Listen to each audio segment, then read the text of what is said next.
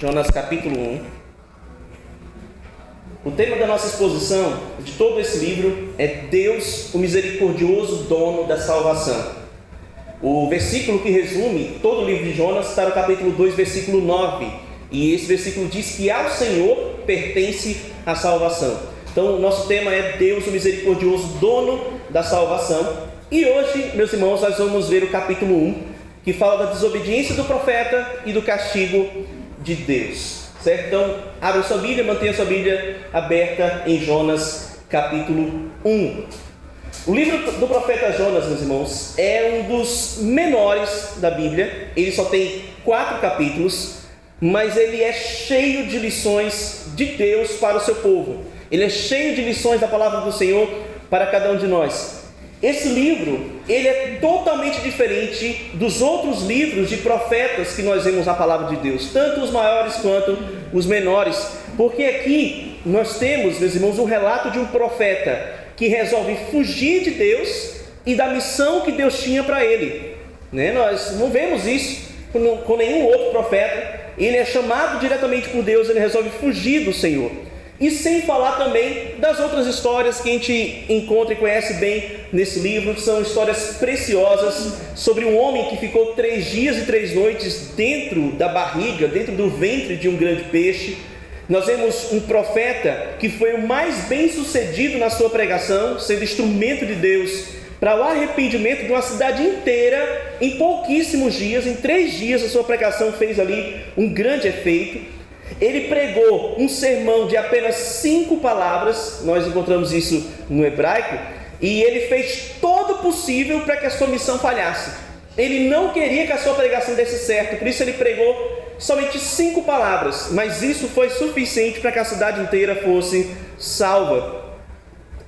Embora ele quisesse fazer com que tudo falhasse, com que tudo desse errado, isso não aconteceu, porque justamente não era esse o objetivo de Deus. E aí está a grande questão do livro de Jonas. Ao contrário, meus irmãos, do que muitos dizem, ao contrário do que a gente ouve falar e daquilo que a gente até vê nas historinhas de EBD, eu sei que aqueles que cresceram na igreja já ouviram falar sobre isso, Jonas não é o principal personagem desse livro. Esse livro não fala sobre Jonas. Jonas é tão somente um coadjuvante aqui nessa história. E também o grande peixe não é o personagem principal desse livro, certo? É somente mais um coadjuvante. Porque embora o profeta esteja contando sobre acontecimentos que marcaram e mudaram a sua vida, Deus é o personagem principal do livro de Jonas. Deus é quem comanda todas as coisas aqui. É Ele quem se mostra como dono da salvação, como a gente vê no capítulo 2, versículo 9. É Ele quem resolve manifestar a sua salvação, não somente a Israel, mas também a outras nações, a outros povos, a nações gentílicas. Ele, meus irmãos, Deus é aquele que chama. Deus é o Deus da natureza, é o Deus da história, é o Deus de todas as nações. Ele é aquele que ninguém pode frustrar a sua vontade. Nós vemos isso nesse livro. Deus, meus irmãos, é aquele que está presente em cada versículo. É Ele quem está agindo em cada momento, é Ele quem está interagindo, é Ele quem está sendo misericordioso. E essa é a grande questão, esse é o grande ponto aqui de Jonas para as nossas vidas e também para a vida do próprio Jonas naquele momento da história. Deus é quem faz todas as coisas e é isso que o livro de Jonas nos ensina. O que você faria, meu irmão? E aí eu pergunto para você nessa noite: o que você faria se Deus te chamasse para pregar arrependimento a uma nação que teria, a partir desse arrependimento, um potencial gigantesco para conquistar a sua nação e destruir a sua nação?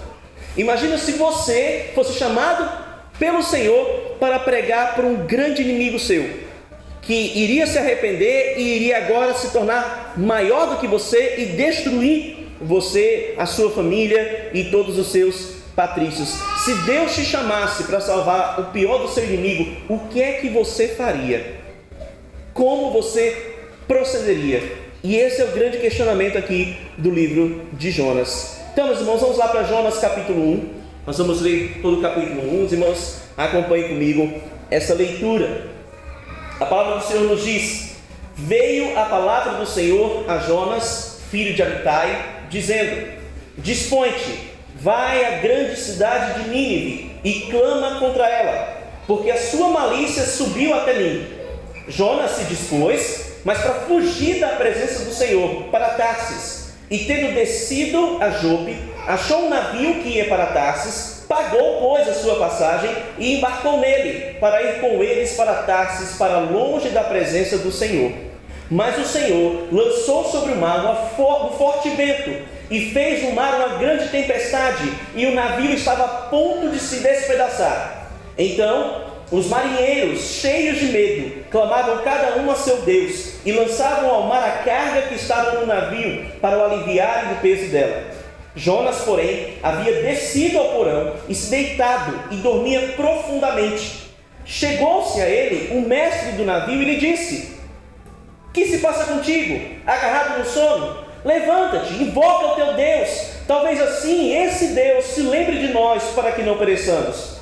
E diziam uns aos outros: vinde e lancemos sortes, para que saibamos por causa de quem nos sobreveio este mal. E lançaram sortes, e a sorte caiu sobre Jonas. Então lhe disseram: declara-nos agora, por causa de quem nos sobreveio este mal, que ocupação é a tua, de onde vens, qual a tua terra, e de que povo és tu? E ele lhes respondeu: sou hebreu, e temo ao Senhor, o Deus do céu, que fez o mar e a terra.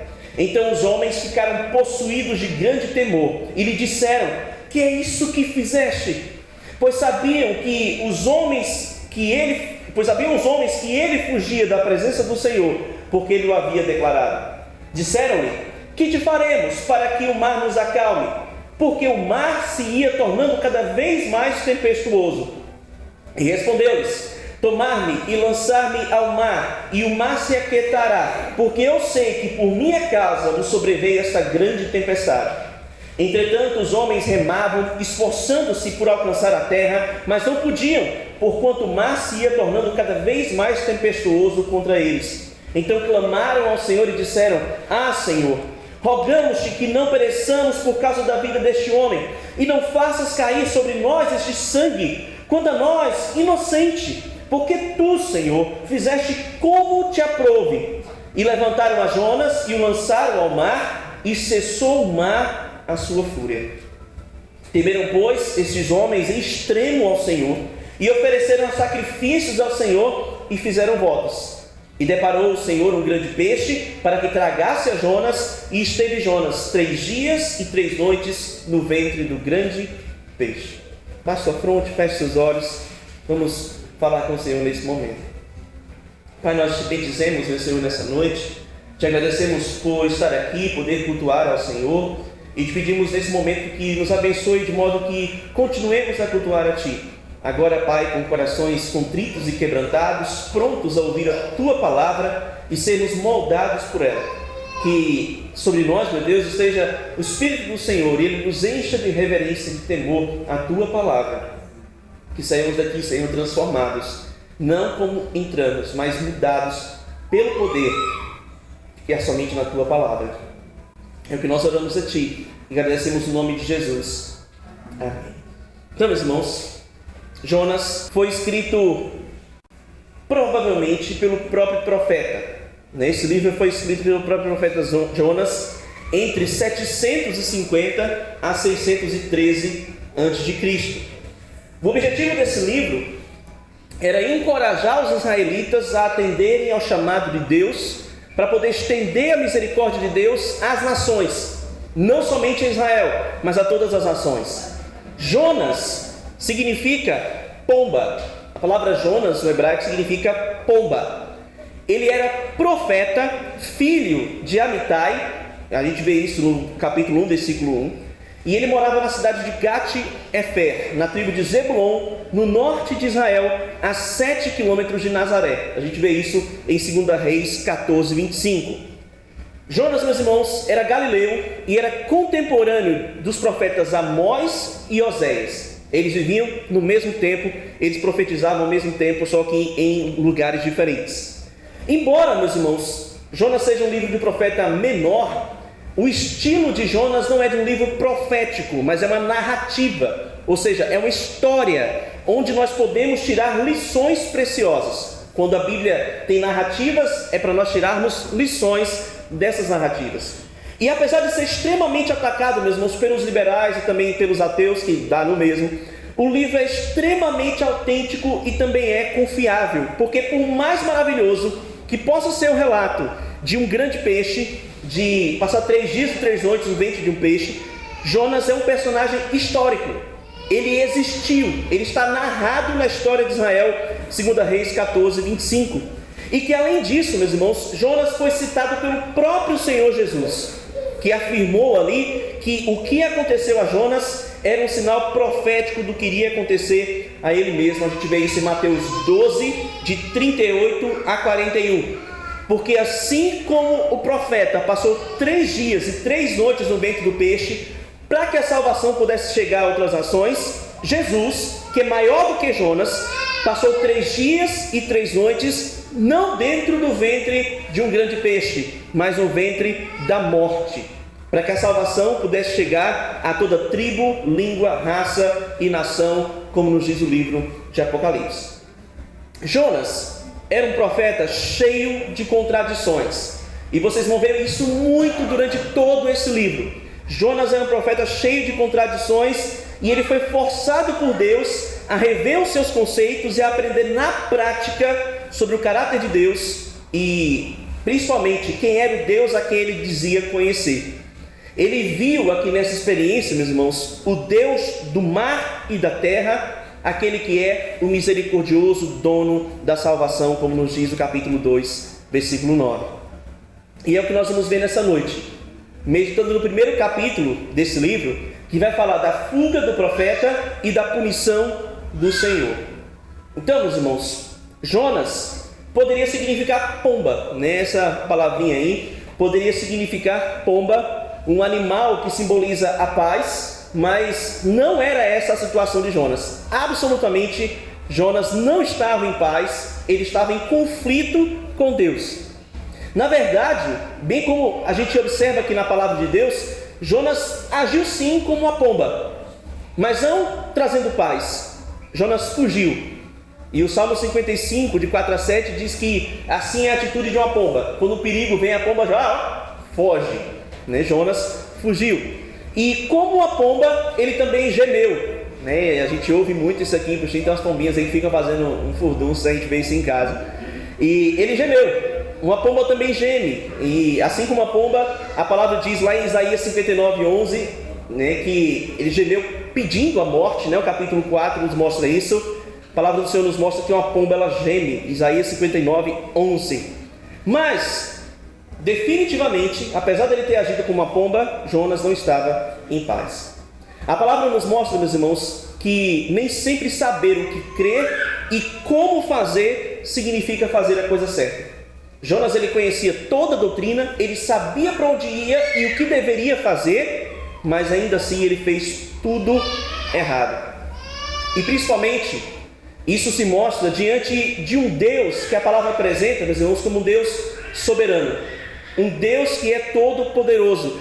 Tudo o que acontece ao profeta Jonas, meus irmãos, nos ensina sobre Deus e sobre o seu caráter. Tudo o que acontece na vida desse homem atrapalhado nos ensina quem é Deus e qual é a vontade do Senhor e o seu caráter. E a primeira coisa que a gente aprende sobre Deus, aqui nesse livro do profeta Jonas, é que Deus é misericordioso. Deus é misericordioso. E nós vemos isso, meus irmãos, permeando todo o livro, mas aqui também, nessa parte em específico. Nós vemos nos versículos de 1 a 3, que Deus chama o profeta e o profeta vai e foge. Versículo 1, a palavra do Senhor diz: veio a palavra do Senhor a Jonas, filho de Amitai, dizendo: dispõe-te, vai à grande cidade de Nínive e clama contra ela, porque a sua malícia subiu até mim. Jonas se dispôs, mas para fugir da presença do Senhor, para Tarsis, e tendo descido a Jope, achou um navio que ia para Tarsis, pagou, pois, a sua passagem e embarcou nele para ir com ele para Tarsis, para longe da presença do Senhor. Então a Bíblia nos diz, irmãos, que a palavra de Deus veio a Jonas. Deus mesmo falou ali ao profeta e deu a ele uma missão. Deus tinha ordenado que Jonas se dispusesse, né? Deus falou aí, Jonas se dispõe. Essa palavra nos traz o sentido de levantar. Levanta de onde você está e vá para onde eu estou lhe mandando. O Senhor faz do profeta, meus irmãos, a sua boca aqui na terra, para que ele anunciasse arrependimento a toda uma cidade. Mas de cara, nós vemos a primeira contradição de Jonas, e aí o texto ele deixa isso bem frisado. Jonas, em vez de se levantar e se dispor a obedecer, ele se dispôs para fugir. O texto deixa isso bem claro aqui para nós. Ele se levanta, mas não para obedecer a Deus, ele se levanta para fugir. Ele nem ficou apático, ele agiu, mas contrário à vontade do Senhor. Então ele buscou a direção oposta, ele fugiu da presença do Senhor, e ele queria ir num ato ali desesperado para longe da presença de Deus. O texto deixa isso bem claro, está repetido 2 vezes, para longe da presença do Senhor, era para onde Jonas queria ir. E a primeira pergunta que nós devemos fazer, meus irmãos, essa noite, que nos cabe aqui, é por que é que Deus chamou a Jonas? E a razão era que a malícia subiu até o Senhor, nos diz a palavra de Deus aqui no texto, versículo 2, a palavra diz: a sua malícia subiu até mim. Então a malícia de Nínive subiu até o Senhor. Nínive, meus irmãos, era uma cidade assíria, né? A capital da Assíria. E os assírios eram conhecidos pela sua crueldade. Era sinônimo de crueldade os assírios. Os assírios, meus irmãos, eles tinham práticas como o esfolamento. E se você não sabe o que é esfolamento, é você justamente tirar a pele da pessoa com ela viva, tirar o couro mesmo da pessoa com ela viva. Os seus caminhos eram decorados com as peles, os membros e os crânios dos seus inimigos. Quem saía em direção a Nínive, a Síria, via ali todos os despojos, via todos os corpos daqueles que eram inimigos. Quando eles venciam a batalha, meus irmãos, os seus soldados, eles arrancavam a língua e arrancavam também o nariz dos oponentes. Eles faziam isso pela raiz, né? Arrancavam a língua ali pela raiz. Eles arrancavam também os olhos, esmagavam os olhos. Eles decepavam os narizes e as orelhas daqueles homens. Então eles tinham um requinte de crueldade terrível. Eles não poupavam nem crianças. As crianças eram mortas e as mulheres eram violentadas. Assim eram os assírios. Conta-se, meus irmãos, que a violência e o requinte de crueldade era tão grande que antes de os assírios invadirem uma cidade, antes deles invadirem ali uma localidade, os seus habitantes preferiam cometer suicídio coletivo a cair na mão daqueles homens. Quando eles sabiam que os assírios estavam para invadir, eles preferiam se matar do que morrer na mão dos assírios. E foi essa maldade que indignou a Deus. Foi essa violência que subiu ao Senhor, no sentido de se tornar insuportável. Foi isso que veio diante da presença de Deus, e foi essa causa de Deus mandar ali Jonas pregar contra aquela nação. Então, a Bíblia nos mostra, meus irmãos, que Deus, ele não era aí somente o Deus de Israel, mas Deus era o Deus do mundo inteiro. E ele tomava conta de todas as nações e trazia juízo também sobre todas as nações. Nós vemos que Deus, ele não está alheio ao que acontece no mundo.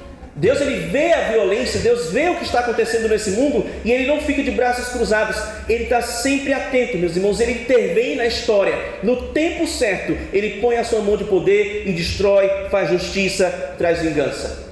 E mesmo que os assírios não tivessem ouvido falar de Deus, mesmo que os assírios não adorassem ao Senhor, Deus era o Senhor deles, e eles responderiam diante do Senhor. E foi o que aconteceu. Foi justamente o que aconteceu. Deus chama aqui o profeta Jonas para clamar contra a capital da nação da Síria, aquela capital que era conhecida como a mais perversa da terra, e anunciar o juízo de Deus.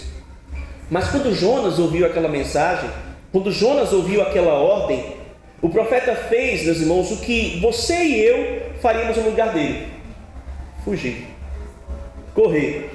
E por que Jonas fugiu, pastor? Qual a razão de Jonas ter fugido? Aí você pode estar pensando, né? Porque Jonas não era besta, porque ele não queria ir lá lidar com esse povinho que era super paz e amor.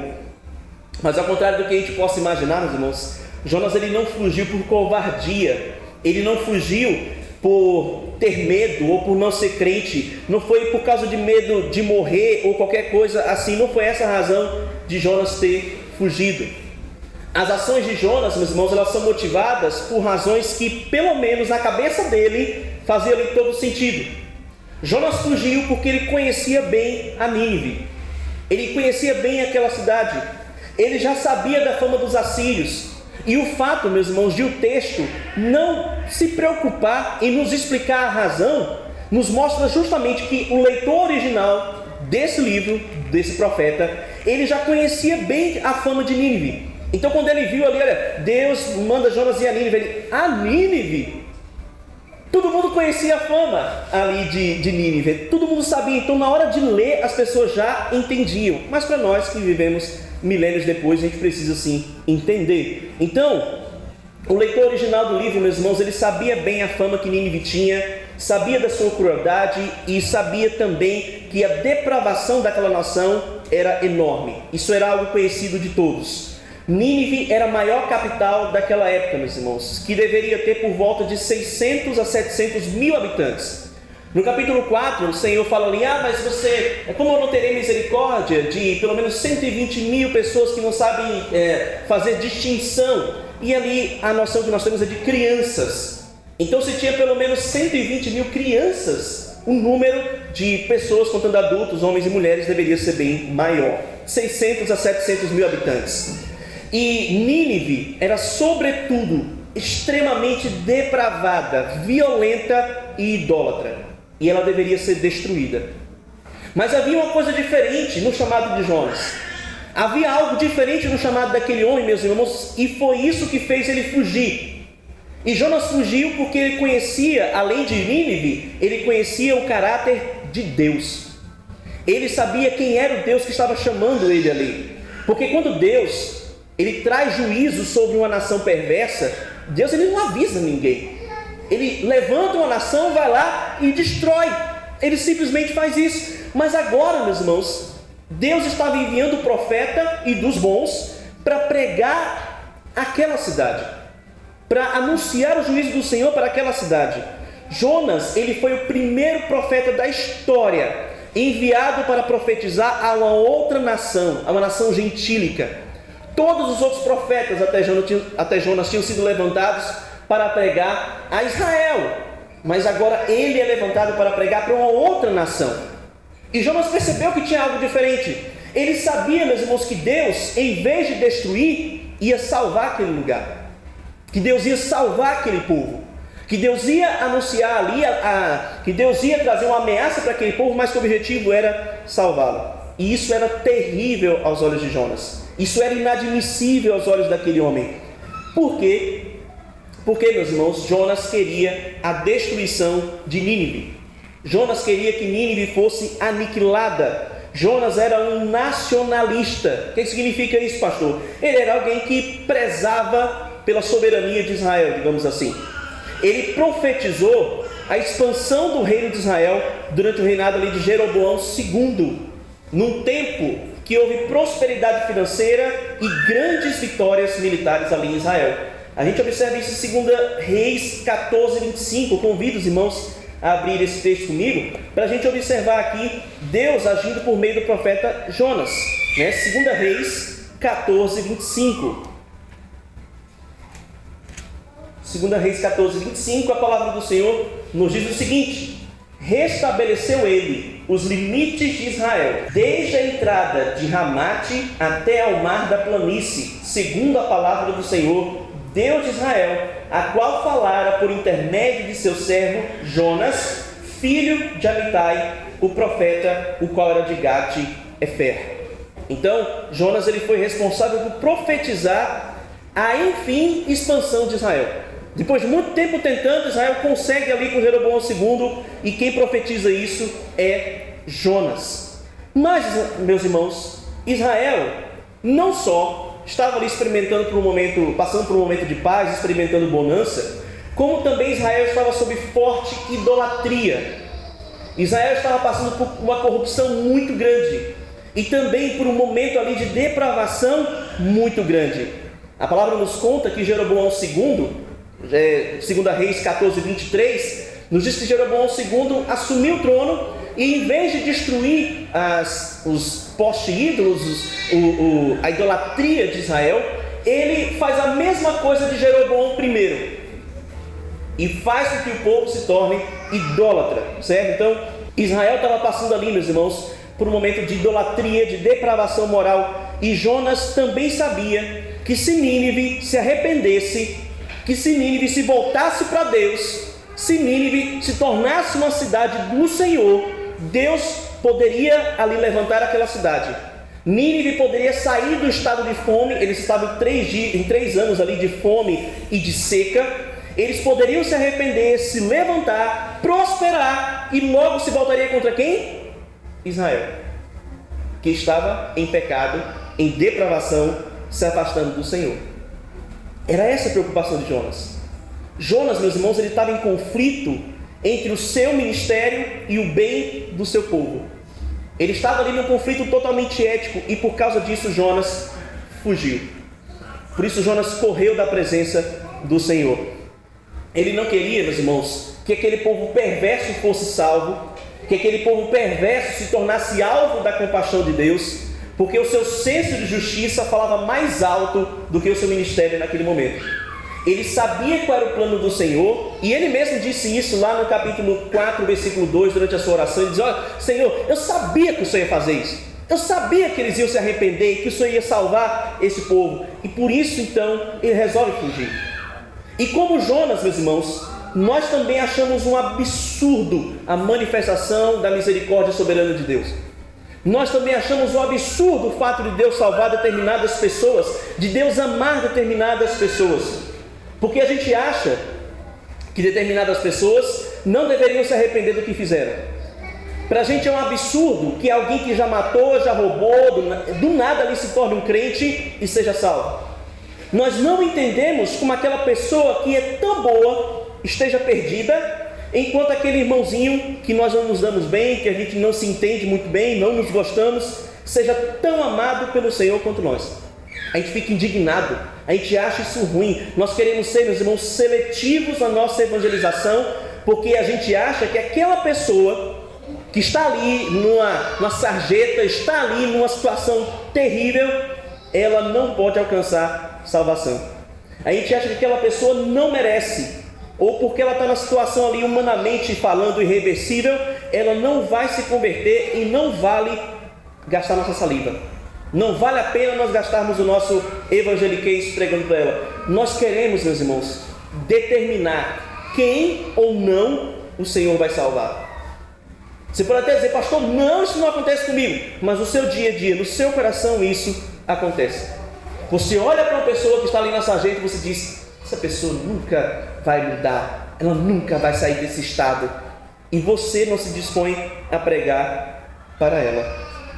Jonas não só não queria ver Nínive salva, como também não queria participar disso. Ele não queria ser ali o instrumento do Senhor, e por causa disso ele fugiu.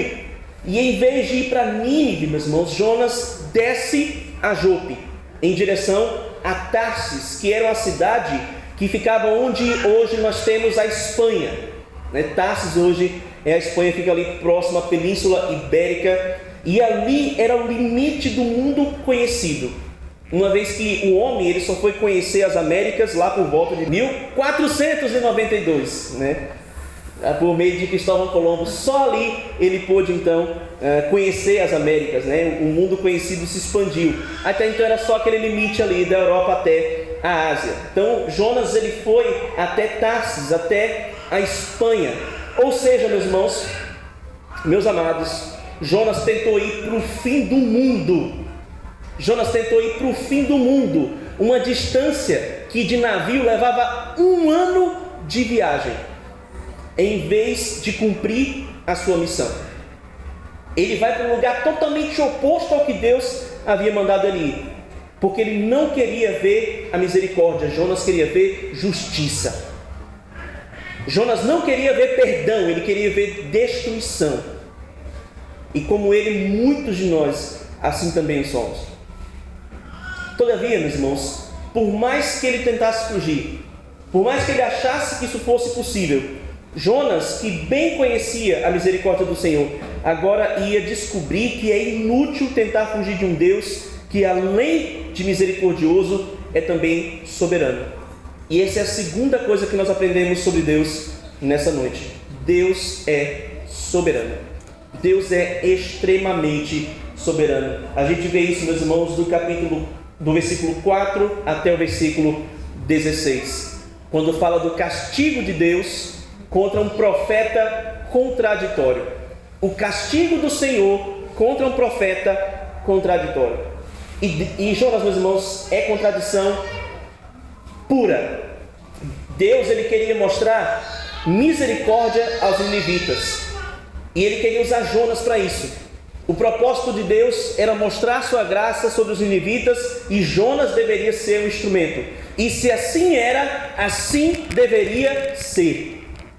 E quem é Jonas para questionar ou para dizer não para o Senhor? Porque Deus é soberano, meus irmãos, e ninguém, nem mesmo a rebeldia de Jonas, seria páreo para aquele que nenhum dos seus planos podem ser frustrados, como nos diz Jó capítulo 42. Logo após a partida, a palavra nos mostra aí no versículo 3 em diante, após a partida daquele navio, meus irmãos, nós percebemos até que não demorou muito ali, eles não navegaram para muito longe, e a gente sabe disso porque no versículo 13 a gente vê os marinheiros tentando remar de volta à praia, então não demorou muito. Assim que eles saíram, Deus lança um forte vento e uma tempestade que quase despedaçou a embarcação, diz o versículo 4. E é interessante, meus irmãos, como em meio ao desespero, nós esquecemos de quem Deus é e do que Deus pode fazer, né? Jonas estava tão desesperado com aquela ordem que ele se esqueceu de quem era Deus na vida dele.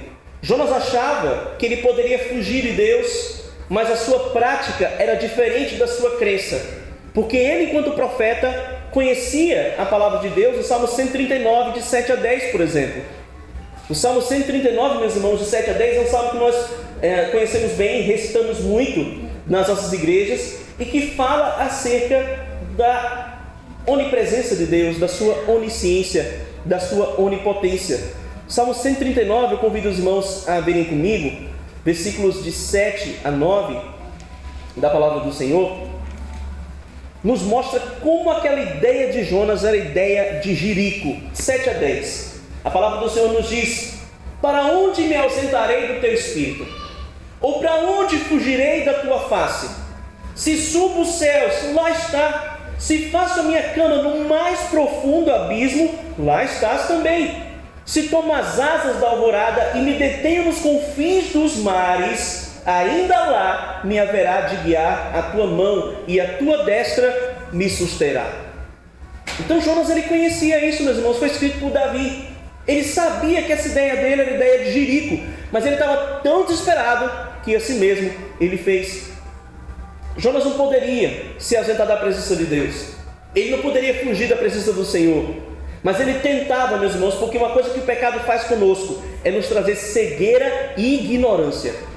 O pecado nos traz cegueira e ignorância. Ele não percebia que naquela sua deliberada desobediência, que ele só estava descendo. Jonas, ele não parou para perceber que no momento em que ele resolveu fugir da obediência ao Senhor, ele começou a descer. A palavra nos mostra, meus irmãos, que Jonas desceu a Jope, está no versículo 3, que depois disso, no versículo 5, agora ele desce ao porão do navio, e logo depois ele desceria para o fundo do mar.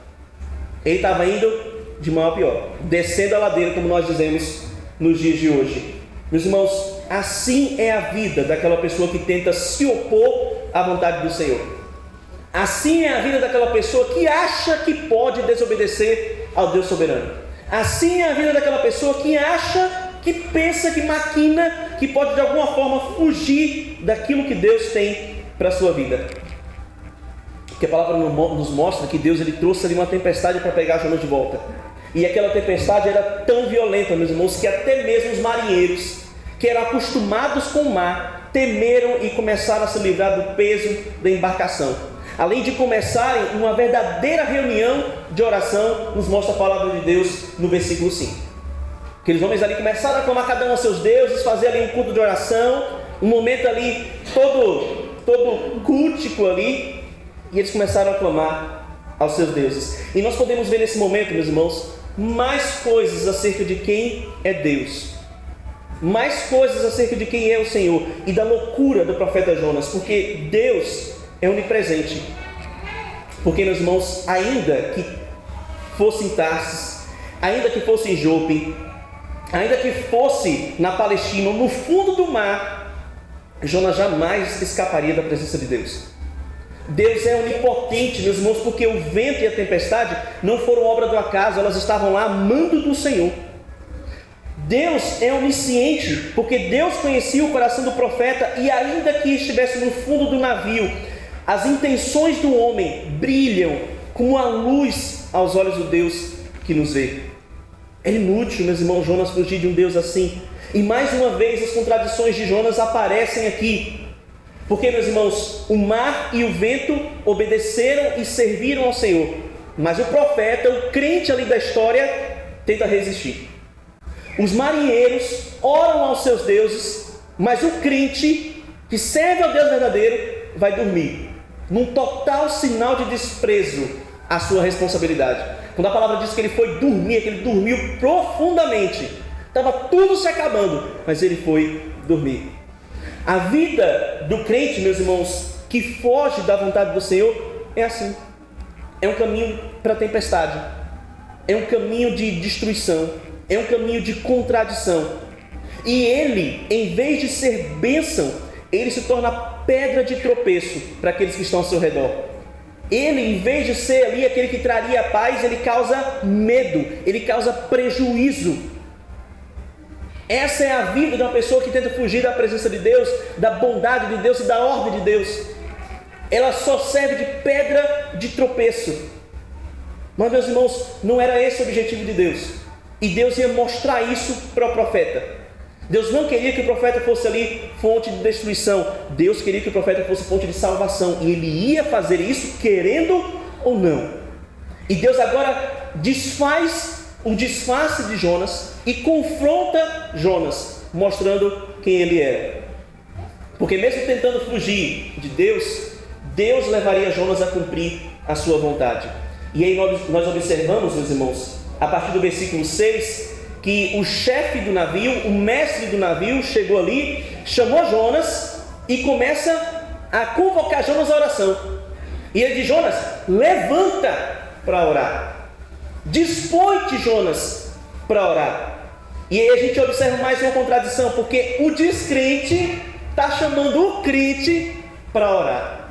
Olha que vergonha, meus irmãos. A palavra de Deus nos mostra que Jonas desceu e Deus mandou, através desse ímpio, Jonas se levantar. E depois de lançar sortes aqui, no meio daquela tempestade, que era algo comum na época, né? A gente observa isso até mesmo entre o povo de Israel.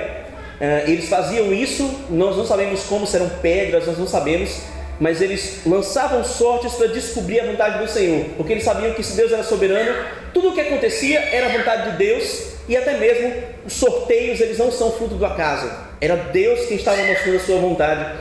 A gente observa isso, por exemplo, em Josué 15:1, no sorteio ali das terras de Israel. Então, quando eles começaram a fazer aquelas sortes, a lançar aquelas sortes, Deus revela, meus irmãos, Jonas como causador daquele mal. Deus mostra que tudo aquilo que estava acontecendo era por causa de Jonas. E é interessante a gente ver que o que Deus faz aqui, meus irmãos, era algo maravilhoso. Porque Jonas era um nacionalista. Jonas, ele era um supremacista, digamos assim. Para ele, só Israel deveria receber a salvação, só Israel deveria receber as bênçãos de Deus. E por isso ele foge da missão de levar gentios ao arrependimento. Mas como nós vimos aqui, não há como resistir à vontade do soberano Deus. Mesmo contra a sua vontade, Jonas iria cumprir todo o desígnio do soberano. Mesmo, meus irmãos, ele não querendo pregar, mesmo ele não querendo profetizar, Jonas é forçado a testemunhar do único Deus verdadeiro. mesmo sem querer dizer, ele é forçado ali a dizer quem era o Deus verdadeiro. E ele, diferentemente do que se costuma dizer, ele começa a falar, meus irmãos, a partir do versículo 8.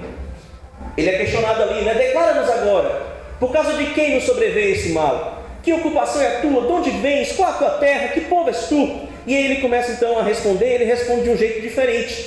Porque naquela época, referia-se a Deus, a Javé, como aquele que é o Deus do céu, que criou a terra e o mar. Mas diferentemente do costume, Jonas inverte a ordem, meus irmãos. E ele, como se fosse caindo em si, digamos assim, percebendo a tolice que era fugir de Deus, pelo mar, ele diz que ele é servo do Deus que criou o mar.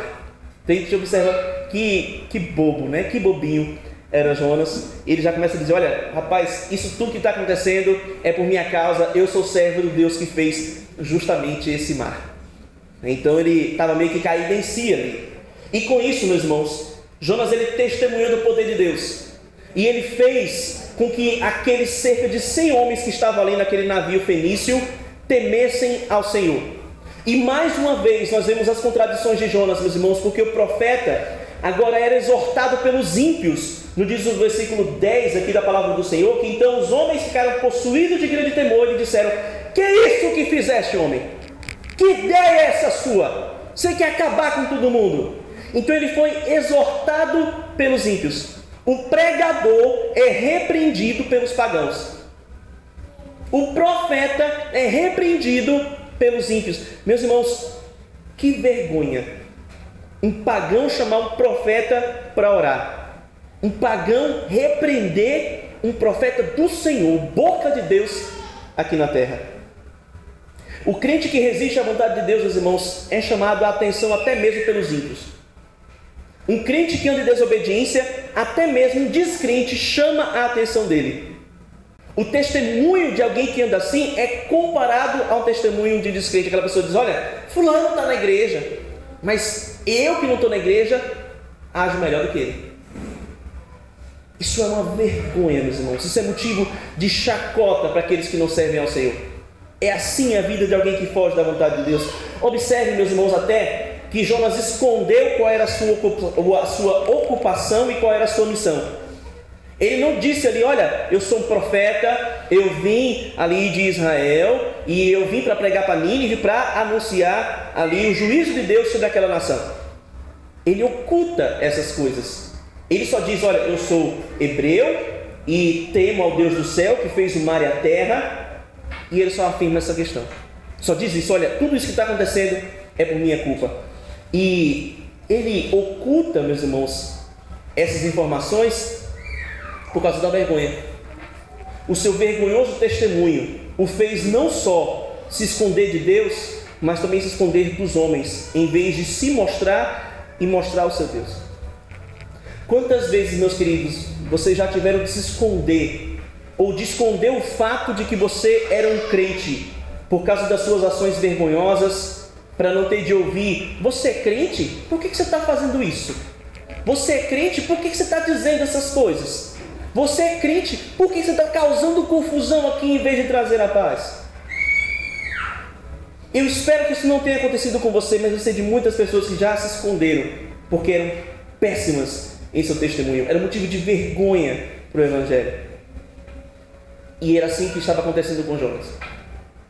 Mas isso não ia ficar, meus irmãos, em pratos limpos, isso não ia ficar sem castigo, porque agora vem sobre Jonas o castigo de Deus. Vem sobre Jonas o castigo do Senhor. Porque não bastava somente Jonas admitir a tolice das suas ações, Deus ia punir o profeta pela sua desobediência. E prova disso, meus irmãos, é que cada minuto a mais que ele passava naquele navio só contribuía para que a tempestade aumentasse cada vez mais. Os versículos 11 e 12 diz: disseram-lhe que faremos para que o mar se acalme, porque o mar se ia tornando cada vez mais tempestuoso. E o versículo 12 nos diz: tomai-me e lançai ao mar, ele responde, e o mar se aquietará, porque eu sei que por minha causa vos sobreveio esta grande tempestade. Há aqui uma ênfase no fato de que cada vez mais que ele estivesse lá, cada minuto a mais que ele estivesse lá, o negócio ia ficar pior. E então o profeta, consciente daquilo que Deus estava ali fazendo, consciente de que Deus estava atrás dele com aquela tempestade, ele informa ali aos marinheiros, aos ocupantes do navio, como é que tudo aquilo podia cessar. E ele pensava, meus irmãos, que Deus queria acabar com a vida dele. Ele achava que Deus queria destruir a vida de Jonas, que ele era digno de morte, porque quando ele fala assim, ó, se você me jogar no mar, logo isso vai acabar, ele tinha plena convicção de que o jogar ele no mar iria matá-lo. Ele já estava ciente disso. É o meu fim. Deus vai agora me destruir por meio dessa tempestade. Mas por incrível que pareça, meus irmãos, o temor que cobria aqueles homens era tão grande que eles se negaram a jogar Jonas no mar. Eles estavam tão cheios de temor que eles não quiseram jogar Jonas no mar. E aí o texto diz que eles tentaram alcançar a terra.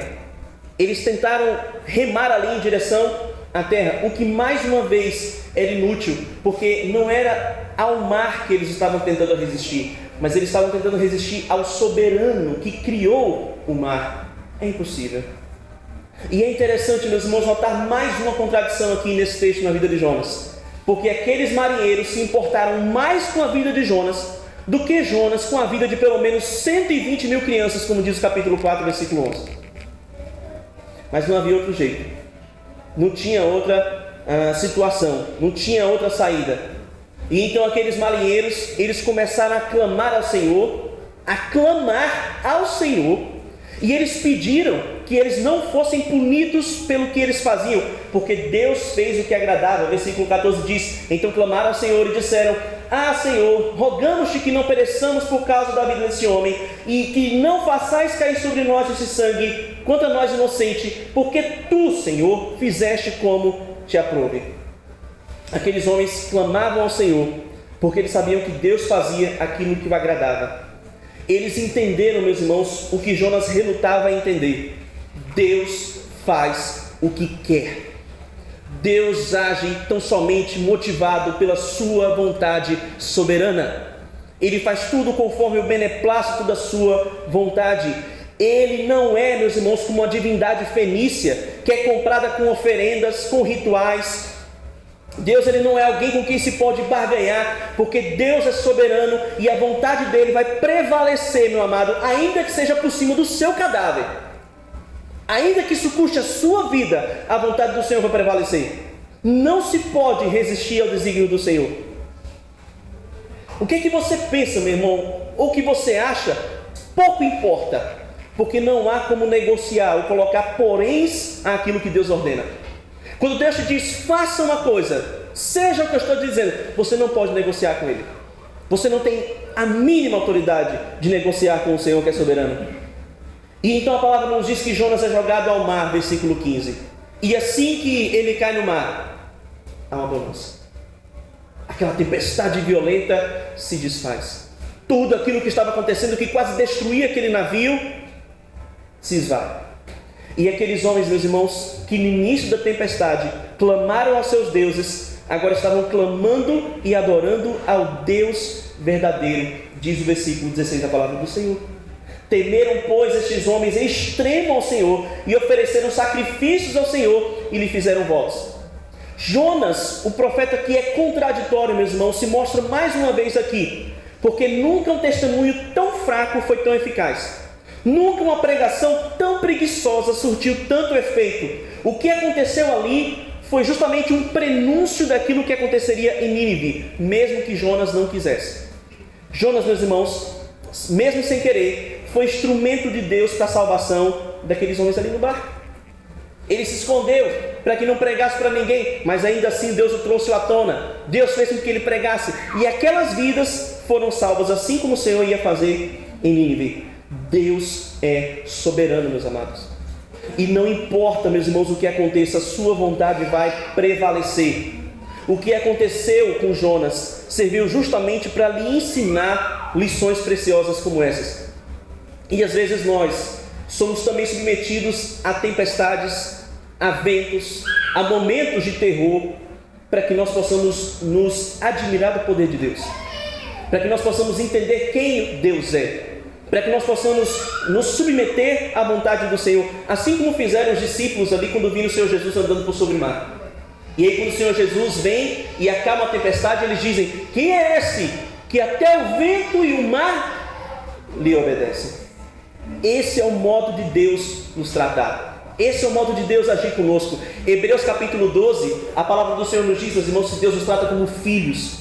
E não há filho a quem Deus não açoite, a quem Ele não castigue, visando trazê-lo à obediência. Mas o melhor para você, o melhor para mim, meus irmãos, é sermos participantes voluntários do plano de Deus. Em vez de ser puxado, em vez de ser obrigado, em vez de vir na marra, é melhor você vir com o coração grato e voluntário. Não seja você, meu irmão, um missionário que evangeliza pela vergonha ou pelo mau exemplo. Eu já contei aqui para os irmãos que eu fui evangelizado assim também, por uma pessoa que eu passei muito tempo sem saber que era cristã, até o dia que isso foi trazido à tona. Então não seja você, missionário que evangeliza pelo mau exemplo ou pela vergonha. Arrependa-se, meu irmão. Não seja como Jonas, que preferiu morrer a obedecer e participar da obra de Deus de gerar vida. Jonas preferiu ser lançado ao mar do que se voltar e participar da vontade do Senhor. E essa palavra nos faz chegar aqui ao terceiro e último aspecto da vida desse profeta fujão, que em nada pode ser admirado até aqui, porque o versículo 17, meus irmãos, termina nos ensinando um último aspecto acerca do caráter de Deus, que é a graça de Deus. Deus é gracioso. E a graça de Deus, ela começa a se manifestar desde a conversão dos marinheiros. Deus salvou aqueles homens ali no meio da tempestade. E eles, meus irmãos, nos mostra aí o versículo 16, ofereceram sacrifícios ao Senhor. E isso só podia ser feito em terra firme. Só podia ser feito quando eles voltassem para casa. Então aqueles homens se converteram ao Senhor e passaram a servir ao único Deus verdadeiro. Eles só podiam adorar perante o altar, o que nos mostra que aquele episódio de fato os fez temer ao Senhor. Mas a graça de Deus, meus irmãos, também se mostra sobre o profeta, porque Deus, ele precisava tratar o coração de Jonas ali, e o seu obstinado coração estava sendo tratado naquele momento. Vocês devem até ter reparado que em momento algum Jonas aqui, nesse episódio, demonstra arrependimento. Ele diz: olha, em vez de me jogar, peraí, deixa eu orar aqui, Senhor, me perdoa. Em momento algum Jonas demonstra arrependimento. Em vez de confessar o seu pecado, ele prefere ser morto. Ele prefere ser jogado ao mar. Jonas, meus irmãos, se dispôs a morrer. Ele se dispôs a ser destruído, mas não era essa a vontade do Deus soberano, porque Deus se dispôs a salvá-lo da morte. Jonas desistiu do seu mandato, mas Deus jamais desiste dos seus propósitos. Jonas é jogado ao mar. Ele merecia morrer, mas Deus providencia um grande peixe e traz livramento sobre a vida daquele homem. Que o propósito de Deus, meus irmãos, era levar Jonas ao campo de trabalho. O propósito de Deus era levar Jonas para o centro da sua vontade. O propósito de Deus era fazer com que, mesmo contra a sua vontade, a graça do Senhor alcançasse outras nações. Porque Deus é o Deus das nações. Ele tem misericórdia de quem quer e quem Ele não quer também ter misericórdia, assim o é. Ele promete salvar a todo aquele que se arrepender e crer no seu nome. Porque o propósito de Deus, meus irmãos, era que esse livro aqui que nós estamos lendo, ele fosse escrito e lido pelos israelitas e também por nós hoje aqui na IBP. E é por isso que Deus salva o profeta. E Ele salva o profeta ali provendo um grande peixe. Ele traz livramento na vida daquele homem. Nós não sabemos, meus irmãos, se era uma baleia. Nós não sabemos se era um peixe ali do mesmo tamanho, porque era algo miraculoso ali. Nós sabemos somente disso. Mas o que é interessante é que, do contrário do que muitos pensam, do contrário do que a gente aprende até mesmo na escola bíblica dominical, o peixe não foi punição de Jonas. Deus não estava punindo Jonas com o peixe. Pelo contrário, Deus estava trazendo livramento para a vida daquele homem, como ele mesmo admite no capítulo 2. Ele diz: eu estava ali afundando estava indo às profundezas do mar, eu estava prestes a morrer, e o Senhor vem com o teu livramento e me coloca dentro de um grande peixe. Meus irmãos, Deus, por sua graça, agora ia tratar o coração daquele homem, bem como faz com muitos de nós que aqui estão. Deus os pune, Deus os castiga, mas Ele não oculta a sua graça. Porque até mesmo no castigo de Deus há amor, a bondade e a misericórdia. Porque Deus deseja tratar o nosso coração. Ele deseja fazer com que nós sejamos parecidos com o seu Filho, participantes da sua obra. Os seus livramentos são constantes testemunhos da parte de Deus, do cuidado do Senhor. E os livramentos do Senhor sobre a minha vida e sobre a sua vida, meus irmãos, nos chamam e clamam para nós que o melhor é andarmos à presença de Deus, a fim de não desperdiçar nossa vida com teimosia, com desobediência, com tempestade. E o que nós aprendemos de Jonas até aqui é que fugir de um Deus misericordioso e soberano é deliberada rebeldia, é algo que só traz vergonha, que só evidencia a contradição de um coração que não entende a graça de Deus e nem a nobreza dos seus propósitos. Ou, em outras palavras, que eu quero que fique no seu coração: é melhor obedecer a Deus do que servir de testemunho vergonhoso de rebeldia e contradição. É melhor obedecer a Deus do que servir de testemunho de vergonha e de contradição. E esse texto, meus irmãos, tem muito a nos falar. Nós não podemos ser desobedientes como Jonas, porque Jonas, em verdade, não serve para nós de testemunho de coisa nenhuma. Ele só nos ensina o que não fazer. Ele não nos serve de testemunho. Mas graças a Deus, nós não dependemos do testemunho de Jonas, porque nós devemos olhar para aquele que, ao contrário de Jonas, se dispôs a obedecer e foi fiel até o fim, cumprindo a sua missão. O que aconteceu, meus irmãos, com Jonas?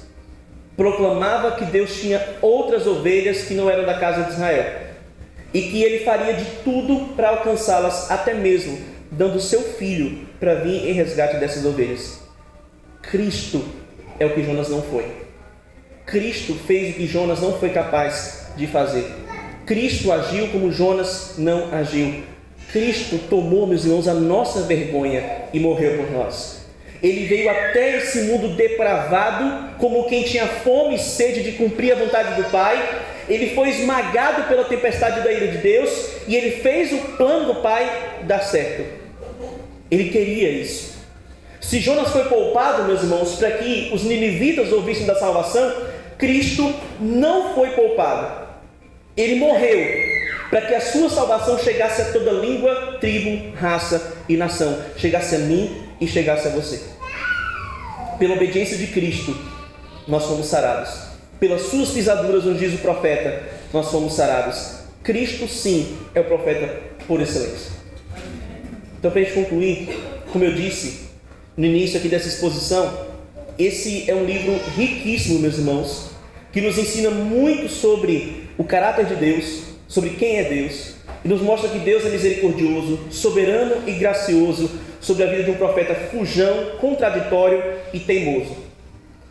Bem como Deus é misericordioso para com uma nação perversa e homens afogados em idolatria, ali os fenícios. Deus é o dono da criação e Ele faz tudo o que quer para dar cabo ao seu propósito. E para nós, há muito o que aprender nessa noite. A pergunta que esse texto faz para nós é: para que Deus te chamou? Qual é a missão de Deus para a sua vida? Qual é o chamado do Senhor para a sua vida? E pior, qual é o chamado de Deus para a sua vida que você tem tentado resistir? Será que Deus, meu querido, te chamou para ser um bom marido, um bom pai, um bom empregado, uma boa ovelha, um bom estudante, para ser alguém devoto, buscar a sua face, orar, ler a palavra de Deus, evangelizar?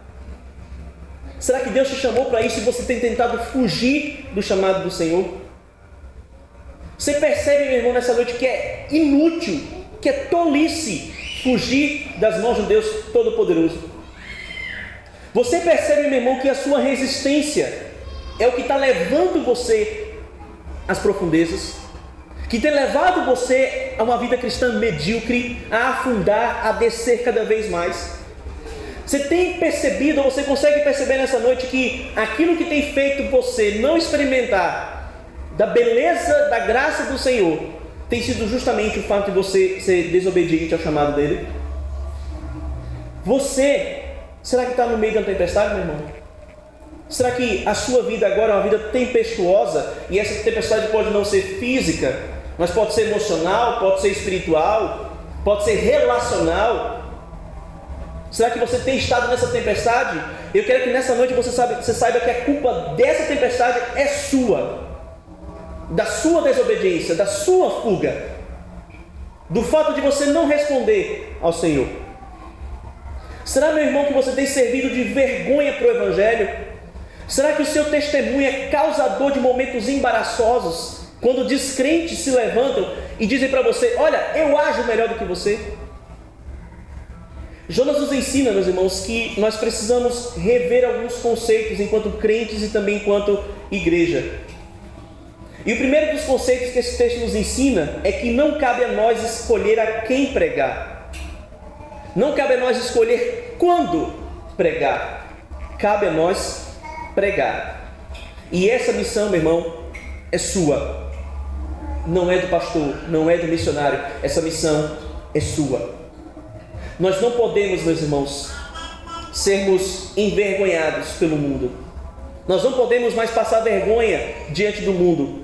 Quando muitos descrentes têm um testemunho melhor, descrentes têm testemunho melhor do que o nosso, ou mesmo quando o mundo abraça causas que nós abandonamos com o tempo.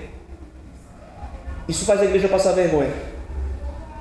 A pergunta da palavra de Deus para nós, meus irmãos, é o seguinte: quem é você? Você é Jonas, o desobediente e obstinado, ou você é como Jesus, aquele que foi obediente até o fim? Meus amados, que Deus nos ajude a obedecermos em vez de servirmos de testemunho vergonhoso de rebeldia e contradição. Que o Senhor nos leve à obediência. E por isso, nessa noite, que você não faça como Jonas, você abrace a sua missão. Que você obedeça a Deus naquilo que Deus tem lhe chamado. Que você seja aquilo que Deus te chamou para ser e para fazer. Que você nessa noite, meu irmão, a partir dessa noite, vá até os seus inimigos. Seja um irmão de igreja, seja um vizinho, alguém que você não se entende, e pregue para ele a graça. Pratique esse amor, essa misericórdia que você diz crer. Coloque isso em prática no seu dia a dia, em vez de agir como Jonas, que dizia: eu creio, eu confio, eu sei que Deus é misericordioso, mas foge da presença do Senhor. Participe, meu irmão, da obra de Deus de maneira voluntária. Busque ter a mente de Cristo, porque a mente de Cristo é uma mente conectada com a de Deus. Ele entende o que Deus quer, ele faz o que Deus quer, ele vive conforme Deus vive. Tente ter essa mente de Cristo, busque essa mente de Cristo, para que você experimente aquilo que é bom, perfeito e agradável.